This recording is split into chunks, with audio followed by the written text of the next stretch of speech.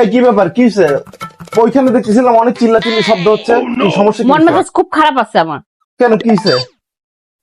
কোনো কিছু করতে পারি না, যে কোনো কিছুতে মা একটু আগে ফোন দিছে, হ্যাঁ, এইটা করবি না, ওইটা করবি না, সেটা কর, এটা কর, সেটা কর, মানে বলতে বলতে আবার মাথাটা নষ্ট করে ফেলাইছে। আমি কি এখন ছোট বাচ্চা রয়েছি যে আমি সবকিছু বুঝি না?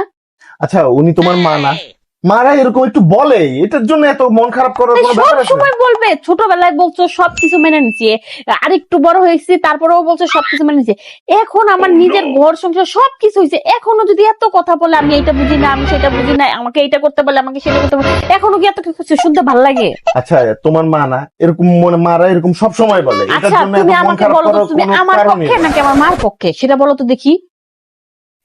তোমার মাকে এখনই ফোন দাও, দাও তোমার মাকে এখনই ফোন দাও, ফোন দিয়ে বলো, ফোন দাও, ফোন দাও, ফোন ধরো, ফোনে ধরো, আমি বলতেছি, জিজ্ঞেস করতেছি কেন তোমাকে এইসব কথা বললো, কেন তোমার সাথে খারাপ ব্যবহার করে। এখন তো সে, এখন তো তুমি আমার বউ, কেন তোমার সাথে এই খারাপ যে ব্যবহার তোমার করে? আসল চেহারা বাইরে গেছে তাই না? মানে কি? হ্যাঁ, একটু আমি বললাম আর তুমি হের বিপক্ষে চলে গেলা, ঠিক আছে?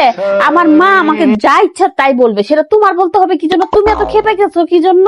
হ্যাঁ, ওর নিজের মা কোনোদিনই চিন্তা করতে পারো না, শাশুড়ি যে শাশুড়ি। আমি তো এতদিন বুঝছি যে আমার মায়ের মনে হয় তুমি ভালোই সম্মান করো, ভালোই করো, এখন তো বুঝলাম যে আমার মার উপর তোমার তো কোনো ধরনের সম্মানই নাই।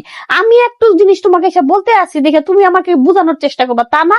কি করলা তুমি? উল্টা আমার মার উপরে খেপে যায়, আবার বলতেছো যে মায়ের ফোন করো, মায়ের ফোন করো। এই তোমার সম্মান না?